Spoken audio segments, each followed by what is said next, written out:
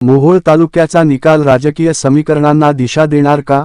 Mohol जनसंसद news. Mohol तालुक्यातील पंचायत समिती व जिल्हा परिषद निवडणुकीचे निकाल जिल्ह्यातील आणि राज्यातील आगामी राजकीय समीकरणांना दिशा देणारे ठरणार का, याकडे राजकीय वर्तुळाचे लक्ष लागले आहे.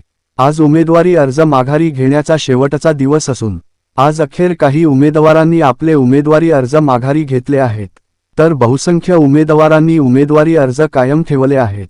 यामुळे आता पंचायत समिती व जिल्हा परिषदेत कोणाचे उमेदवारी फॉर्म जनतेने कायम ठेवले, कोणाचे उमेदवारी फॉर्म काढले, याचा फैसला निकालातून होणार आहे.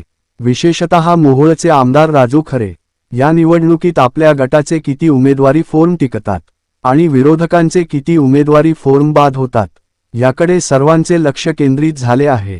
मोहोळ तालुक्यातील निकाल सत्तेला कॉल देतो की बदलाचा संदेश देतो, हे लवकरच स्पष्ट होणार आहे. पाहत रहा जनसंसद न्यूज. गेले 6-7 दिवस झालं मी आमदार म्हणून प्रचंड अशी मेहनत घेत होतो. पडद्याच्या आडून जे काय करायचं ते केलं.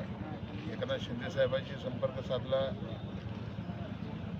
आदरणीय अजितदादा पवार साहेबांशी संपर्क साधला, रोहितदादा पवारांशी संपर्क साधला, प्रदेशाध्यक्ष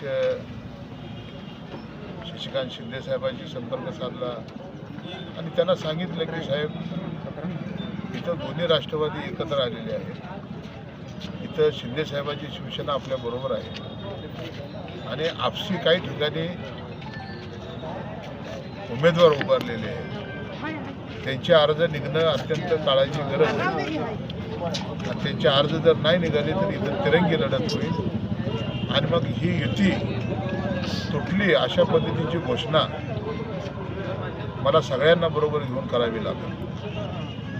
पक्षानं गंभीरप्रमाणे दखल घेतली, अजितदादांनी दखल घेतली, रोहितदादा पवार साहेबांनी दखल घेतली आणि तशा सूचना धैर्यशील मोहिते पाटलांना दिल्या आणि त्यांच्या सूचनेप्रमाणे पिनूर गटातलाही तुतारीवरचे जे कॅन्डिडेट उभे होते आमचे सहकारी मानाजी माने, ते आत्ताच फॉर्म विड्रॉ केले. कुरुल गटामधून सतीचंद जगताप किंवा सहकारी साखर कारखान्याचे व्हाईस चेअरमन उभे होते, त्यांनी त्यांचा अर्ज विड्रॉ केलेला आहे आणि अनेक माझ्या सहकाऱ्यांनी कोकरापुरामधून आमचे यशवंत नरोटे, बरेच सहकारी यांनी आपले अर्ज विड्रॉ केलेले आहे.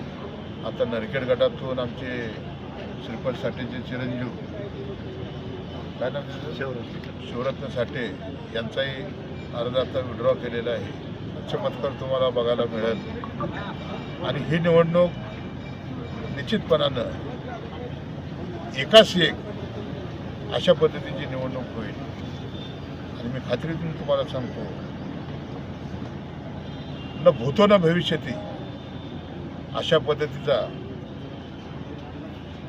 या निवडणुकीमध्ये जिल्हा परिषद आणि पंचायत समितीच्या निवडणुकीमध्ये राजन पाटलाचा टांगापलटी केल्याशिवाय हा आमदार राजू खरे स्वस्थ बसणार.